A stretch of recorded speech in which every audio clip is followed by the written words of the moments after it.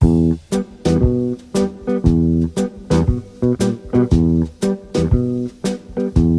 I'm going to show you how to make loop stitch, which is this stitch where you get little loops coming out of the knitting, which is great for animal fur. So when you get to the point where you need to make the loop, you insert your right hand needle into the left hand needle as if you were going to knit the stitch, and you knit it and pull the yarn through, but you don't take the stitch off the needle. You then bring the working yarn round between the needles, up over your thumb, back between the needles, and then you knit the same stitch again, and this time slip it off. Once you've slipped it off, you take the first loop you created and pull it over the second. So I'll do that one more time. Knit the stitch as far as pulling the yarn through, but don't tip it off the needle.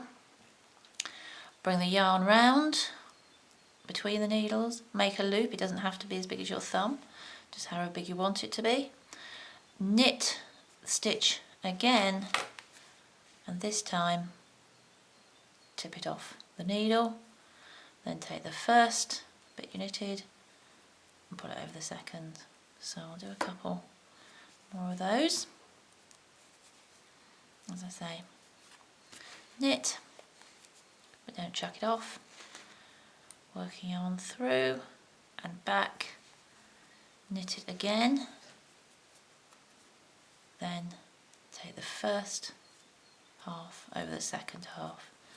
And that is how you make a loop when you're knitting. There is a potential tension issue when you're knitting loops, and if I just knit a row, I can show you.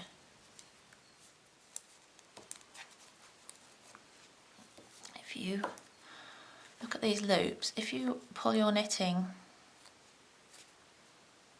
fabric of your knitting, you'll see you can actually start pulling these loops, so the loop becomes smaller and it pulls through into the knitting and gives you loose tension at the point where the loops are. So what I do is, after I've knitted a row of loops, usually do a couple more rows of knitting, unless I'm doing loops every other row, and then I just do one, and then just tug them like this to pull your knitting back up tight again, so you don't have any tension issues. And if you're making something like this, this is very important, because otherwise your stuffing is going to poke through, and obviously the tension will, if the tension's loose, your shape won't knit up correctly either. So thank you for watching.